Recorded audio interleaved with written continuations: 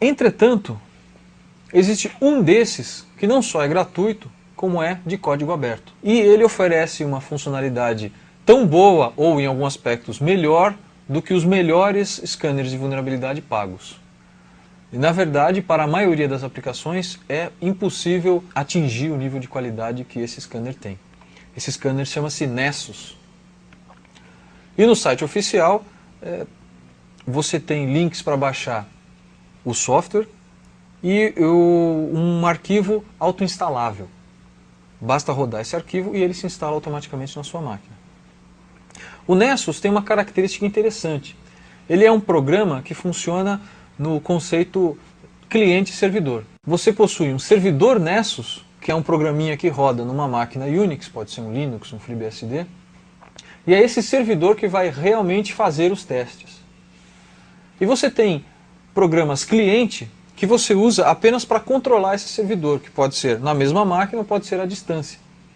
Com isso você pode ter na sua empresa, por exemplo, um servidor de scanner de vulnerabilidade e os seus profissionais, os seus colegas da área de segurança, todos eles podem usar programas clientes para acessar aquele servidor Nessus e a partir dele originar testes de vulnerabilidade em algum lugar.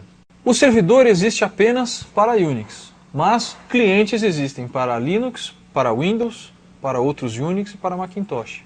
Então nós estamos numa máquina Windows, nós vamos abrir o cliente Nessus e vamos nos conectar com esse cliente Nessus ao servidor Nessus que está numa máquina Unix do outro lado da sala.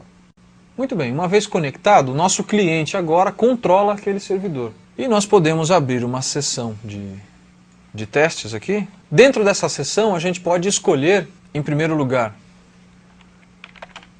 qual é o alvo dos nossos testes, ou seja, a máquina contra a qual a gente vai desempenhar os testes.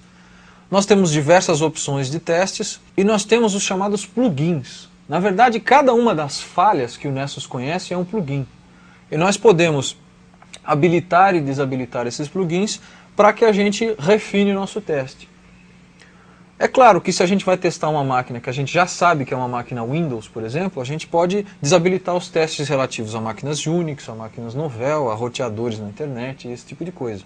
Por exemplo, eu tenho um plugin que serve para fazer um brute force, ou seja, determinar, através de uma lista de palavras, tentar descobrir qual é o usuário e senha daquele determinado sistema.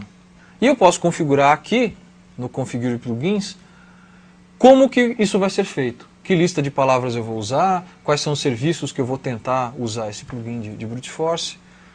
Um outro plugin, por exemplo, é um plugin que tenta verificar se um determinado servidor Windows que tem pastas compartilhadas está jogando na rede mais informações do que ele deveria. Se ele está jogando na rede informações que deveriam ser sigilosas e estão abertas na rede. Então eu posso configurar aqui no plugin se isso vai ser feito ou não. Uma vez configurados os plugins, basta a gente executar o teste. O teste demora bastante porque ele vai testar vulnerabilidade por vulnerabilidade. E no final do teste ele vai lhe dar um relatório completo sobre as vulnerabilidades encontradas. Esse relatório vai ser muito mais completo do que aquele relatório que a gente viu no Languard, porque o Nessus é um scanner muito mais refinado, muito mais poderoso, com muito mais poder de fogo. É óbvio que tanto os scanners de rede quanto os scanners de vulnerabilidades podem ser usados por pessoas mal intencionadas para gerar ataques não autorizados contra máquinas de terceiros. Pode ser máquinas de usuários domésticos, pode ser outras empresas. Vocês devem ter, então, muita responsabilidade, muita consciência na hora de usar essas ferramentas de pesquisa.